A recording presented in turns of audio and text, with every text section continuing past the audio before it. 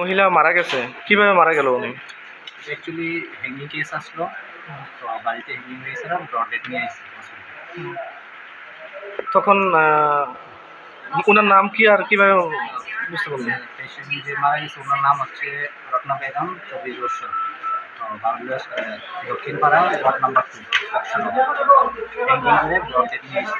পুলিশে জানাইছেন বিষয়টা? পুলিশে জানাই করে আমরা ডেড বডিতে হ্যান্ড ওভার করছি। পেশেন্ট পার্টি থেকে একটা অভিযোগ উঠছে যে এখানে তারা জীবিত ছিল কয়েক মিনিট, 10-15 মিনিট, কিন্তু ডাক্তার নেই। এই বিষয়ে কি বলবেন স্যার, আপনি ইনচার্জ হিসাবে? না, অ্যাকচুয়ালি আমি নিজে অসুস্থ আসলাম, আমি খবর পেয়ে আইছি। তো আমি আমার স্টাফদের থেকে খবর পাইলাম যে সঙ্গে সঙ্গে কিন্তু হেলথ স্টাফ যে অন ডিউটি নার্সিং অফিসার আছে উনি কিন্তু অলরেডি এক্সামিন করে দেখছে যে পালস ভাইটালসগুলো যেগুলো দরকার এগুলো কিন্তু নেই। এরপরে লগে লগে আমরা ইসিজি করালাম, এগুলো নেই। ইসিজির মধ্যেও দেখা গেছে যে no sign of living, patient কিন্তু অলরেডি ব্রড ডেড।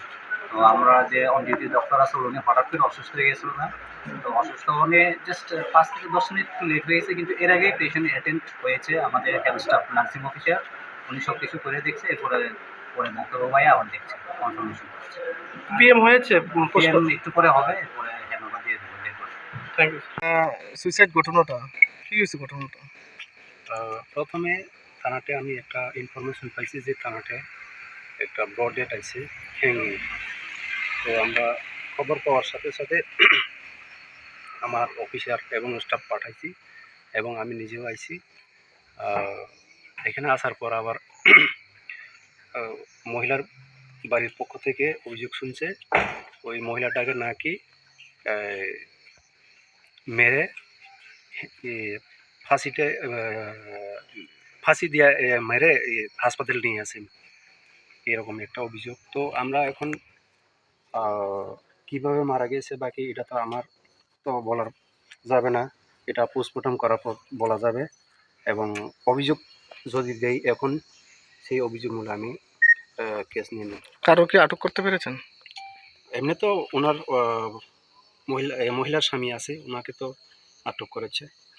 এখন কোথায় আছে? থানায় আছে, ও এখন থানাতে আছে।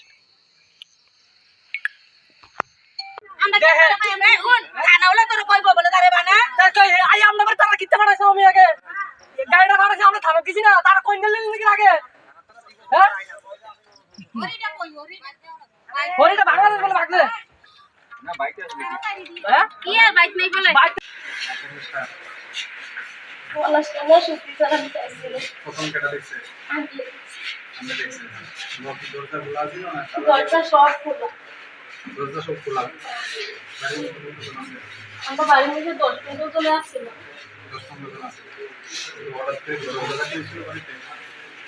ঝগড়াঝাটি করছে সাথে সাথে।